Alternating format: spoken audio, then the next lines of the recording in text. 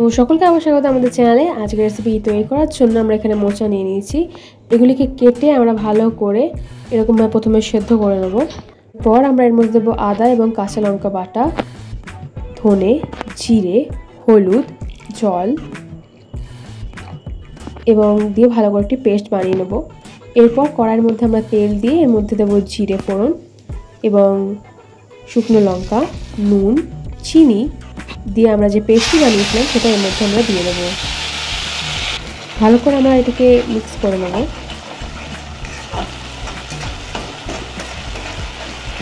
এরপর আমরা এর মধ্যে আমাদের যে মোচাটা ছিল সেটা আমরা এর মধ্যে দিয়ে দেবো।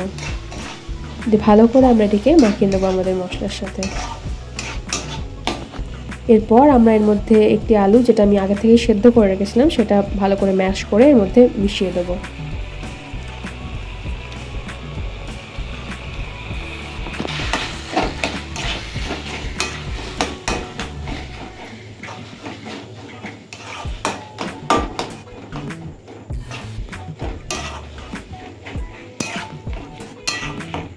এরপর আমরা এর মধ্যে দেবো গরম মশলা, দিয়ে আবার ভালো করে আমরা মিশিয়ে রান্না করে নেব। শেষমেশ আমরা এর মধ্যে দেবো নারকেল কুচি, এবং এটা পুরোটাই অপশনাল, আপনারা যদি চান তবে দিতে পারেন, না থাকলে না দিলেও হবে। এবং দেবো বাদাম, বাদাম দিলে খুবই ভালো লাগে, তো এটাও অপশনাল। এরপর ভালো করে আমরা মাখিয়ে নেব এবং শেষমেশ ওপরে আমরা এর মধ্যে ছড়িয়ে দেবো ভাজা মশলা, দিয়ে আবার ভালো করে আমরা এটাকে রান্না করে নেব। এরপর একটি পাত্রের মধ্যে আমি কর্নফ্লাওয়ার এবং গোলমরিচ দিয়ে একটি জলের ঘোল বানিয়ে নেব। এরপর আমরা এরকমভাবে এক এক করে আমাদের চপটি বানাবো। আপনারা চাইলে লম্বাও বানাতে পারেন, চ্যাপটাও বানাতে পারেন।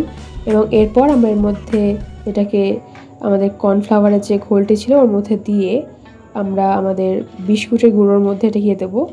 দিয়ে চারদিকে ভালো করে আমরা এটাকে মাখিয়ে নেব, ভালো করে কোট করে নেব। এবং দেন আমরা এটিকে তেল আমি আগে থেকে গরম করতে দিয়েছিলাম, ওর মধ্যে আমরা এক এক করে ভেজে নেব। তো আজকের রেসিপি এইটুকুনি, দেখা হচ্ছে পরের ভিডিওতে।